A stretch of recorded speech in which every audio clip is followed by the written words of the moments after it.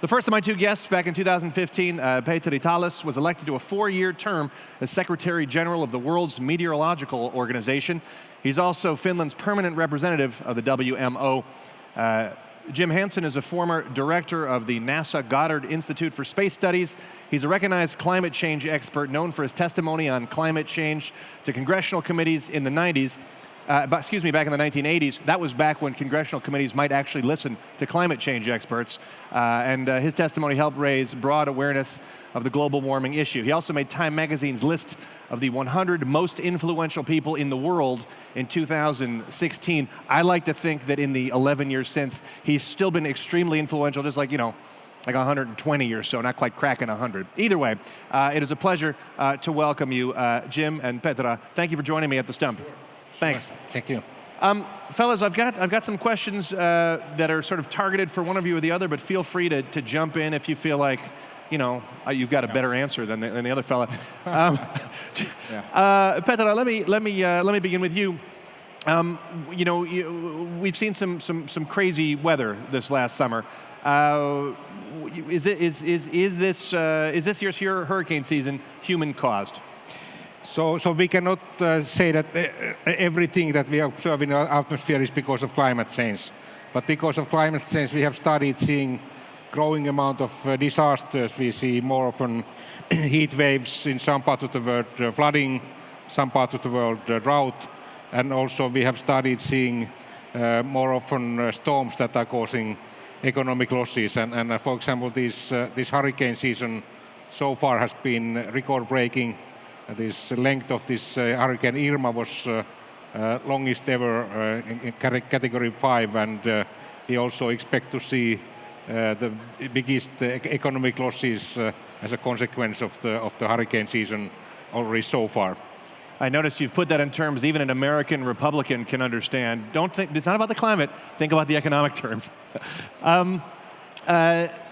If I could comment on Please. that. Actually, the number of hurricanes hitting the United States per decade has not been increasing, but there are noticeable effects. Sea level along the eastern coast of the United States has gone up 1 foot, so the storm surges are more damaging. And also the ocean surface is warmer. It's about 2 to 3 degrees Celsius warmer than normal along the east coast of the United States, related to the slowdown of this ocean circulation. And that allows the hurricanes to be stronger. Huh. Can I ask you, in your talk, you were talking about ocean levels rising in terms of millimeters. Millimeters, 3.4 millimeters per year. Over the last 100 years, it's gone up 20 centimeters.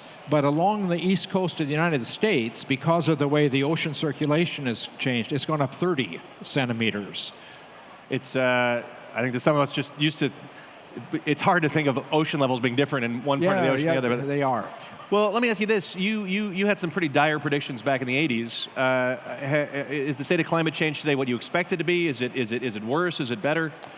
The temperature rise is right on schedule, and it fits the calculations. With a climate sensitivity of 3 degrees for doubled CO2.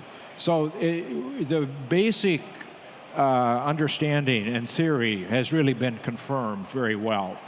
The problem is that our emissions just continue to go up. We realized then, you can't really do this. If we burn all the fossil fuels, we would eventually melt all the ice on the planet. Sea level would go up 75 meters. So we can't do that. We've got to leave most of the remaining fossil fuels in the ground. The science now understands that, but the political system does not. And the fossil fuel companies do not. They're still developing more ways to get more of it out of the ground, even though what the science says is we've got to move on to different energy sources. And Petteri, you look like you want to jump in. So we have been now writing 5 IPCC reports which are summarizing the science that we know, and in each of those reports we have been forced to have new worst scenario of the emissions, because the emissions have been growing more rapidly than we previously thought, and that happened also during the last report, which was published in 2014. And I think that we shouldn't talk about global warming. We should talk about climate change, because this temperature is just one parameter, and actually the biggest losses have been related to flooding, drought, and these storms, and also what's happening in the Arctic ecosystem at the moment, where we have melted only 75% of the ice mass. Right, there's a columnist for the New York Times that says we should stop saying global warming, start saying global weirding, because what we're seeing is weird weather, weird extremes, stuff that we wouldn't have seen. What can we expect in the future? So unfortunately, the future for the coming 50 years, we will follow this... I'm just psyched we've got 50 left. We will follow this negative path. So we are going to see growing amount of disasters related to weather. And if we are able to reduce our emissions really radically, then we could phase out this negative trend 2060s. But so far we haven't been doing enough to reach this, for example, this 2-degree target that was set in Paris. We are rather moving towards 3 to 4 degree warming level, and if we continue emitting as we have been doing so far, we could see a planet which would be 8 degrees warmer for thousands of years, and that's the threat that I would like to avoid. Because I had someone sitting here previously that said 6 degrees warmer would be uninhabitable, so 8 degrees is, you know... So we have seen already a little bit more than 1 degree warming, and if we if we use all the fossil energy sources that we have, then we would see of the order altogether 8 degrees warmer planet for thousands of years. You know, the tragedy of this situation is... Is there just one? Well, there's only one big one, and that is the fact that solving the problem actually doesn't cost anything. If you make the price of fossil fuels honest, gradually increase carbon fee, then actually the economy gets stimulated as it forces entrepreneurs and it forces the public to change their practices. And so it stimulates the economy, creates jobs. The only one that suffers are the fossil fuel industry, and they're very powerful. And they're willing to spend a lot of money to avoid that. They're willing to spend a lot of money to protect their economic stakes. And this is, you'd call this a carbon fee and dividend, right? Yeah. Folks pay a fee for the carbon they use, and the dividend goes to...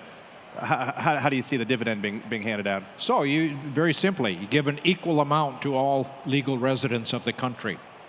That way, the person who does better than average in limiting their emissions will actually make money. And most low-income people would actually benefit because they don't have as big a carbon footprint as a rich person who has bigger house, travels, flies more.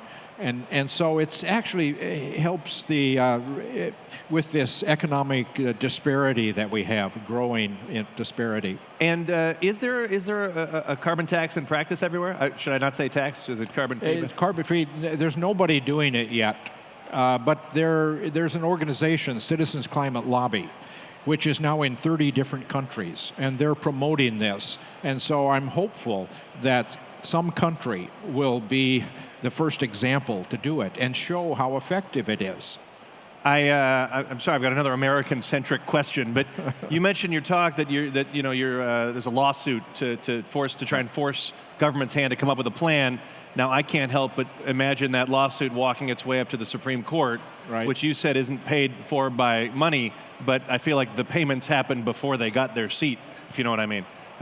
Yeah, well, the judicial branch is the best hope for avoiding the influence of fossil fuel money. I think that even conservative, although the Supreme Court is now quite conservative, but the Constitution is still their guiding principle. Petteri, we've just got a little bit of time, but a final thought about this? I think that this conversion of the energy system and transport system and also our diet system to new position is a great business opportunity, and the private sector really is going to be solving this problem if any. The governments can give guidance, but this private capital is really needed for solving this problem. And I have been happy to see that private sector has woken up and they are moving in the right direction, but the speed is not high enough at the moment. Well, let's hope they stay woke, as the kids say. Thank you, fellas, very much for being here. Thank you. And Thank you. thanks, and enjoy the rest of the forum.